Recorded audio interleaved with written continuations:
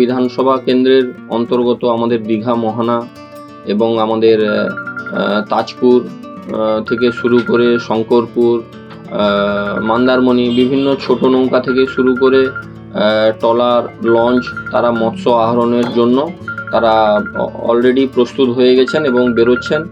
এবং এর ফলে আমরা আবার সেই সামুদ্রিক মাছ বাজারে, হাটে আমরা দেখতে পাবো এবং তারা মৎস্য আহরণের ফলে তারা মাছ পাওয়া যাবে আমাদের বিভিন্ন বাজারে।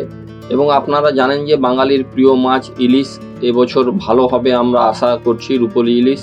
তাই তারা রাজ্য সরকার এবং পঞ্চায়েত সমিতি থেকে শুরু করে আমাদের মৎস্য দপ্তরের যে গাইডলাইন ছিল তারা পালন করেছেন, তারা মৎস্য শিকারে বেরোচ্ছেন, তাদেরকে আমি শুভেচ্ছা জানাচ্ছি। ইলিশটা আমরা আগামী বছর যেরকম হয়েছিল এবছর সেরকম হবে আশা আছে।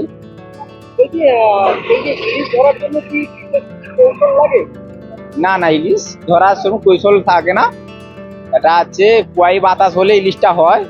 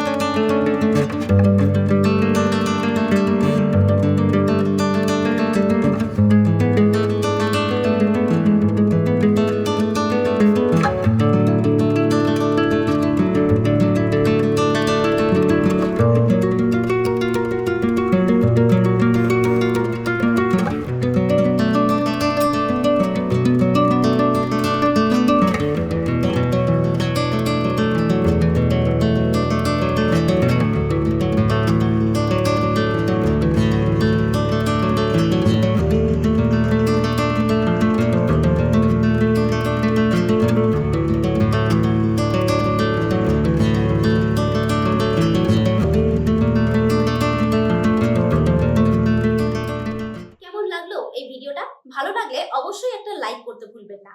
এরকমই নানা রকমের রোজকার খবর, সেলিব্রিটিদের আপডেট, নানা অজানা কাহিনী থেকে শুরু করে জ্যোতিষশাস্ত্র, এমনকি স্বাস্থ্য সংক্রান্ত টিপস, সবকিছুই আপনারা পাবেন আমাদের এই ইউটিউব চ্যানেল দেশ দ্য সার্চে।